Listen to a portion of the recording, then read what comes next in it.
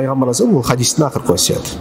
Ва инимруун шатамака ва айярака бима я'ламу фик фала ту'аййирху бима та'ламу фи фа иннама вабалу залика алейхи. Эгерде дейт кайсы бир киши, угуңуздар, эгерде кайсы бир киши сени сөккөн болсо, бир эмне кылган болсо, эч бир өзчү дабайбыз багачы.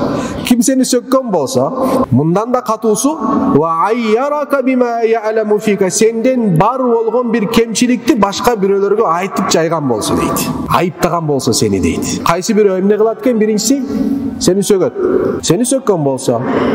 Экинчи, сенде бар болгон кайсы бир кемчиликти башка бирөөгө эмне кылып аткан болсо, айтып жаткан болсо, анда сен эмне кыласың дейт? Фала туайирху бима та'ламу фихи. Сен ал инсанда билген бир кемчилигин меникин ачып атпайбы, мен жөнүндө сүйлөп атпайбы, ушактап атпайбы, гыйбат кылып атпайбы деп туруп, ал жөнүндө сүйлөп койбо дейт. Ал жөнүндө анын айыбыны эмне кылба? Ачпа дейт. Бир хадис бар. Ким дейт? Кайсы мусулман бир тууганынын дейт бир айыбын ачкан болсо, анда өзү бул айыпты кылмайын жанын бербейт дейт. Кайсы бир мусулманды бир айыбын чукулап, издеп, таап, интернеттен, башка жерден, соцсетилерден, түшүнүктүүбү, жарыялап койгон болсо, ошол жарыялаган нерсени башка бирөөсү поделиться кылып койгон болсо, экөө тең.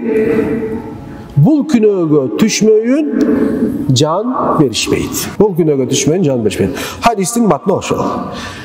А эмне болот дейт пайгамбарыбыз? Фа иннама вабалу залика алейхи. Анын кылган күнөөсү өзүнө дейт. Сен ал менен теңелбе деп атат. Ал күнөө кылды, өзүнө өзү жооп берет.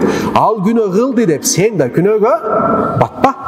Ал ката кылды деп сен да катага түшпө. Ал уурдады деп сен да уруулукка кирбе. Ал ачууланды деп сен да ачуулукка түшпө.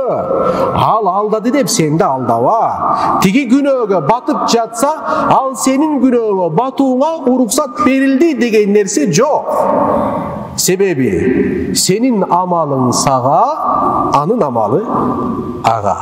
Субхана раббика раббил иззати амма ясифун ва саламун алал мурсалин. Алхамдулиллахи раббил аламин. Бирахматика я архамар рахимин.